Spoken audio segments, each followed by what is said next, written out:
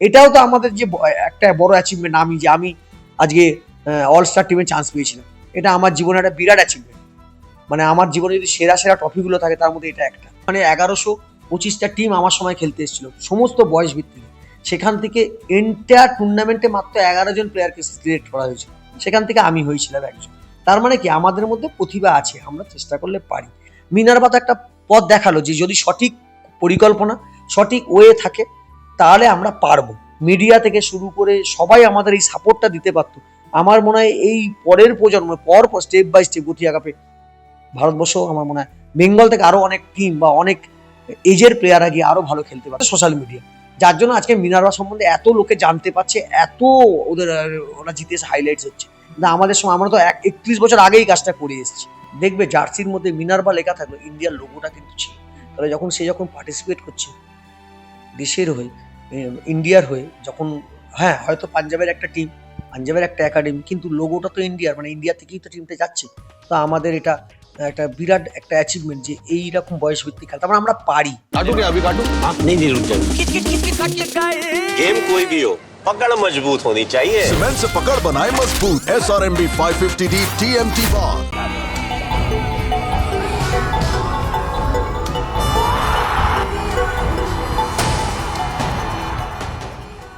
আলোচনা এখন Minerva academy কি দাপটের সঙ্গে পরপর দুবার গথিয়া কাপ জিতে নিল, এবার আবার সঙ্গে হেলসিঙ্কি কাপও জিতে ইউরোপের ডাবল করে ফেলেছে।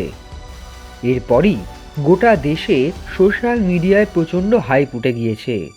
শুধু দেশে নয়, ইউরোপ জুড়েও আলোচনা হচ্ছে ভারতের চণ্ডীগড়ের মিনার্ভা একাডেমিকে নিয়ে। দুরন্ত সাফল্য, কোনো সন্দেহ নেই, কিন্তু এই সাফল্য তো 30 বছর আগে আমাদের কলকাতা দলও পেয়েছিল। 1995 সালে কলকাতা মেয়ার একাদশ অনূর্ধ্ব-16 বিভাগে জিতেছিল গথিয়া কাপ। সেই দলের অধিনায়ক ছিলেন জয়ন্ত সেন। দীপেন্দু বিশ্বাস, কল্যাণ চৌবে, রেনাডি সিংদের টাটা ফুটবল একাডেমিও জিতেছিল। 1996 সালে ইস্ট বেঙ্গলও ফাইনালে উঠেছিল। কিন্তু এই সাফল্যগুলো যে কোথায় হারিয়ে গেল, তখন সোশ্যাল মিডিয়া এত শক্তিশালী ছিল না। শুধু খবরের কাগজে কিছু লেখালেখি হয়েই হাওয়ায় মিলিয়ে গিয়েছিল সেই অসাধারণ সাফল্য। কোনো কাজেই লাগানো যায়নি এমন এক অ্যাচিভমেন্টকে। পরবর্তীকালে জয়ন্ত সেন, চন্দন দাসের মতো দু একজন ছাড়া বাকিরাও যে কোথায় হারিয়ে গেলেন কেউ সেভাবে তুলে ধরেনি, কাজে লাগায়নি জয়ন্তদের এই সাফল্যকে। আজ যখন মিনার্ভাকে নিয়ে এত আলোচনা হচ্ছে, তখন কি আক্ষেপ ঝরে পড়ছে অজয়ন্তর গলায়? যখন আমরা গেছিলাম এই সময় খেলতে, তখন আমরা খুব গরিব ঘর থেকে গেছিলাম, সেরকম খাওয়া দাওয়া ছিল না, সেরকম পরিকাঠামো ছিল না, খুব কষ্টভাবে গেছিলাম। তো সেখান থেকে গিয়ে তো আমরা অলস্টারে চান্স পেয়েছি, আমি তো অলস্টার টিমে চান্স পেয়েছি, আমি তো ক্যাপ্টেনশিপ করেছি। তার মানে কি আমাদের মধ্যে ক্ষমতা আছে, আমরা পারি। ওখানে 1125টা টিম আমার সময় খেলতে এসেছিল, সমস্ত বয়স ভিত্তিক। সেখান থেকে এন্টায়ার টুর্নামেন্টে মাত্র 11 জন প্লেয়ারকে সিলেক্ট করা হয়েছে, সেখান থেকে আমি হয়েছিলাম একজন। তার মানে কি আমাদের মধ্যে প্রতিভা আছে, আমরা চেষ্টা করলে পারি। এবারে পরবর্তীকালে এসে কি দেখা গেল যে আমাদের মধ্যে থেকে কতজন প্লেয়ার গেছে, 18 জন প্লেয়ার গেছিল, 20 জন প্লেয়ার গেছিল, তার মধ্যে থেকে ঘুরিয়ে ফিরিয়ে সবাই খেলেছিল। তো তাদের মধ্যে দেখা গেল 4-5 জন মাত্র মোহনবাগান ইস্ট বেঙ্গল খেললো। তোমার প্রশ্নেই আসছে, তুমি যে বললে যে এত কতগুলো ছেলে খেললো বড় টিমে, তাহলে 4-5 জন খেললো, তাহলে কেন খেলতে পারলো না বাকিগুলো? এই প্রশ্ন আমাদের সবার মধ্যেই আসবে, কেন পারলো না? ওই যে বললাম, অর্থনৈতিক অবস্থা, খাওয়া দাওয়ার অভাব। একটা পরিবারে তুমি যদি ভাবো, একটা ছেলে মেয়র খেলে এলো, সে তার 16 বছর বয়স, আর 2 বছর পরে সে 18 বছরের চাকরিতে জয়েন করা তার একটা অপশন থাকবে। তখন সেই ছেলেটা স্ট্রাগল করছে তার পরিবারকে নিয়ে, সে ভালো করে চাকরি পাচ্ছে না, তার বাবা অসুস্থ, বা কারুর বাবা নেই, কারুর মা কাজ করছে কোনো একটা জায়গায়, সংসার কোনো রকম ভাবে চলছে। সে কি করবে? বড় টিমের জন্য দেখবে, না ইন্ডিয়ার জন্য দেখবে, না আগে দুটো চাকরি নেবে। তখন এত না মিডিয়ার এত প্রচার ছিল না, তখন শুধু প্রিন্ট মিডিয়া ছিল, এবং কিছু কিছু পেপার আছে, আমার সমস্ত পেপারে আমার নাম বেরিয়েছিল, এবং বড় ছবি দিয়ে মালা পরে। এখন দু একটা পেপার ছিল, তখন ইলেকট্রনিক্স মিডিয়া এত স্ট্রং ছিল না, তোমাদের যেমন এক্সট্রা টাইম এখন আছে, এখন প্রচুর ইলেকট্রনিক্স মিডিয়া। এবং এখন খবরের চ্যানেলগুলো একটা করে খেলার চ্যানেল, একটা পার্ট রাখে খেলার, যে দেখাবো আমরা আমাদের খবরে একটা খেলার একটা জায়গা দেখাবো। তো তার মধ্যে সোশ্যাল মিডিয়া, যার জন্য আজকে মিনার্ভা সম্বন্ধে এত লোকে জানতে পারছে, এত ওদের ওরা জিতে এসে হাইলাইটস হচ্ছে। না আমাদের সময় আমরা তো 31 বছর আগেই কাজটা করে এসেছি। এবং আমরা যদি, আমার মনে হয় যদি মিডিয়া থেকে শুরু করে সবাই আমাদের এই সাপোর্টটা দিতে পারতো, আমার মনে হয় এই পরের প্রজন্ম পর স্টেপ বাই স্টেপ গথিয়া কাপে ভারতবর্ষ আমার মনে হয় বেঙ্গল থেকে আরো অনেক টিম বা অনেক এজের প্লেয়াররা গিয়ে আরো ভালো খেলতে পারতো, কারণ আমরা 16 বছর চলে গেলাম, তারপরে আবার একটা জেনারেশন এলো, তারপরে আর একটা জেনারেশন এলো, তারাও এই জায়গাটা পেতো আমাদের মতনই। তো এটাও তো আমাদের যে একটা বড় অ্যাচিভমেন্ট, আমি আজকে অল স্টার টিমে চান্স পেয়েছিলাম, এটা আমার জীবনের একটা বিরাট অ্যাচিভমেন্ট। মানে আমার জীবনে যদি সেরা সেরা ট্রফিগুলো থাকে তার মধ্যে এটা একটা। শুধু তাই নয়, এবারও কি একই ঘটনা ঘটবে? এই আলোচনাও শুধু আলোচনা হয়ে থেকে গিয়ে কদিন পর থেমে যাবে না তো? কাজের কাজ কিছুই হবে না? কি বলছেন জয়ন্ত? দেখবে জার্সির মধ্যে মিনার্ভা লেখা থাকলো, ইন্ডিয়ার লোগোটা কিন্তু ছিল। তাহলে যখন পার্টিসিপেট করছে দেশের হয়ে, ইন্ডিয়ার হয়ে, যখন হ্যাঁ হয়তো পাঞ্জাবের একটা টিম, পাঞ্জাবের একটা একাডেমি, কিন্তু লোগোটা তো ইন্ডিয়ার, মানে ইন্ডিয়া থেকেই তো টিমটা যাচ্ছে।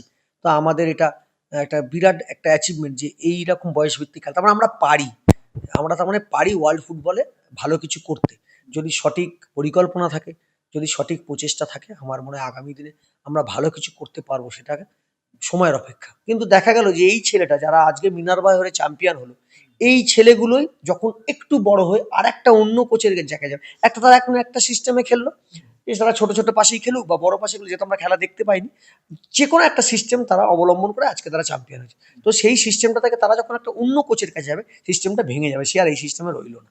তাহলে এই সিস্টেমটা যখন সে আরেকটা জায়গায় অন্য কোচের কাছে যাবে, তাহলে কি সে ডবল মাইন্ড হয়ে গেল ফুটবলে, যে আমার পজিশন কি আছে, যে আমার পজিশনে আমি এই ধরনের ফুটবল তো মিনার্ভায় খেললাম, তাহলে আমি আবার এসে এখানে এসে এই একই পজিশনে আবার আমাকে অন্যরকম ভাবে কোচ ফুটবল খেলতে বলছে।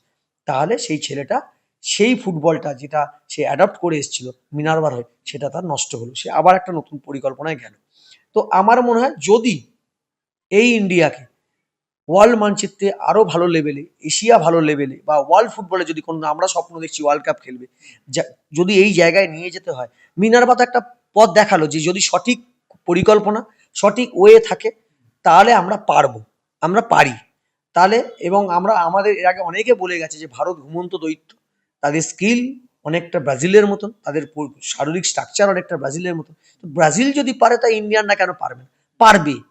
পারলে কি করতে হবে, একটা আন্ডার 12 হোক, আন্ডার 10 হোক, কোনো একটা এজকে এরকম কোনো সিনিয়র প্লেয়ার যারা ভারতবর্ষের ফুটবলে খুব ভালো লেভেলে খেলেছে, তাদেরকে দিয়ে একটা কমিটি গঠন করতে হবে, করে তাদেরকে দিয়ে এরকম গোটা 50টা ছেলে সারা ভারতবর্ষ থেকে তুলতে হবে, তুলে তাদেরকে একটা 10 বছরের বন্ডে সাইন করিয়ে তাদেরকে একটা, এই লামাসিয়া যারা একাডেমি চালাচ্ছে বা যারা অ্যাজাক্সের মতন একাডেমি চালাচ্ছে, এই ধরনের যারা একাডেমি চালাচ্ছে, তাদের মতন তাদের যারা বেস্ট কোচ, তাদেরকে নিয়ে এসে এই একাডেমি যদি চালিয়ে 6 মাস 8 মাস বছরে, প্রত্যেক বছরে 6 মাস ইন্ডিয়া থাকবে, 6 মাস দেশের বাইরে থাকবে, কোনো একটা একাডেমির সঙ্গে টাই আপ থাকবে।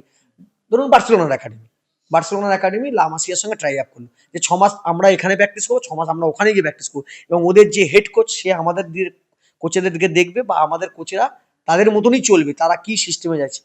এই প্রসেস বা এই ওয়েতে যদি করতে পারে, এবং অনেস্টি থাকতে হবে, 100% অনেস্টি থাকতে হবে, যে আমার ভাই এই প্লেয়ারটাকে নে, আমার দাদা বললো এই প্লেয়ারটাকে নে, ওইভাবে চললে হবে না। যে কোয়ালিটি প্লেয়ার, যে 50 জনকে আমরা বাঁচবো সবাই মিলে, যারা এখানে তাবর প্লেয়ার, যারা কলকাতা ফুটবল বা ইন্ডিয়ান ফুটবলকে সমৃদ্ধ করেছে, তারা যদি এই পরিকল্পনাকে সঠিকভাবে রূপ দেয়, যে না, যে ভালো প্লেয়ার তাকেই আমরা নেবো, যদি এই প্রসেসে একটা 10 ইয়ার্স বা 20 ইয়ার্সের যদি একটা পরিকল্পনা করে যাওয়া যায়, আমার মনে হয় ওয়ার্ল্ড ফুটবলে এই মুহূর্তে না গেলেও এশিয়া লেভেলে একটা ভালো জায়গা কিছু করতে পারবে ভারত। আমার মনে হয় সেই কোয়ালিটি বা সেই ক্যাপাবিলিটি আমাদের আছে। সিনিয়র পর্যায়ে আসিয়ান জয়কেও এভাবেই অবহেলা করেছি আমরা, কেউ কাজে লাগানোর কথা ভাবেনি, যার জন্য আজীবন আক্ষেপ করে গেছেন সুভাষ ভৌমিক। জুনিয়র পর্যায়েও ঘটেছে একই ঘটনা। জয়ন্ত, দীপেন্দুরা, আমাদের বাংলার ছেলেরাই যে আন্তর্জাতিক সাফল্য নিয়ে এসেছিলেন, তার কদর কেউ করেনি। তবে আজ আর তার জন্য আক্ষেপ না করে বরং সমর্থন জানিয়ে পাশে দাঁড়ানো উচিত রঞ্জিত বায়াজের, যদি অন্তত মিনার্ভার সাফল্যে নতুন কিছু হয়। extra time.